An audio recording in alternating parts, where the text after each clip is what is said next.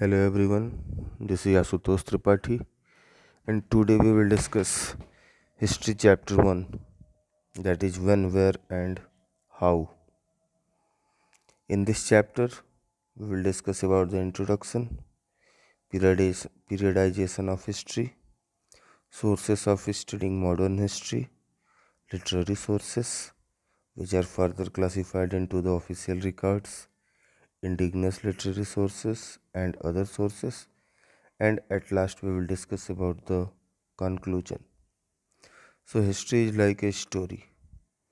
Yes, my dear students, you are well aware that history is like a story only. Your parents or grandparents may have told you bedtime stories. Usually, they all start with the phrase, "Once upon a time there was a who lived in a and he did." So, my dear students, in your childhood, you have listened a lot of stories from your parents and grandparents, and all the stories which were told by them, they all start with the common phrase that there was a king who lived in a and he did.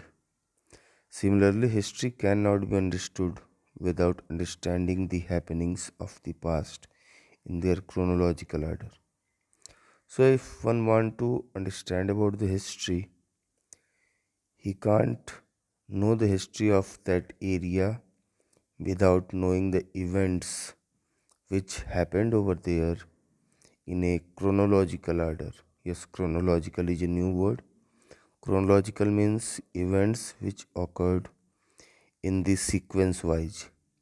As compared to modern times, when we talk of the world as a global village, the world in olden days was a huge place and news and happenings got conveyed from one part of the globe to another after long duration of time, if at all.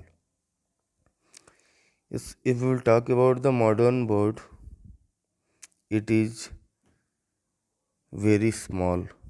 Why it is very small? Because we have a lot of technologies, and with the help of that technology, we can share our ideas, views, and thoughts to the other person within a very short duration of time. And this all technological inventions have made our globe a very small place. But if we will talk about the old time, in the old time, our world was very huge. Why? Because at that time, this much technology was not there. So, the news and happenings which were happening in one part of the globe, to reach it to another part of the globe, it was taking a long duration of the time. There were no fast means of communication.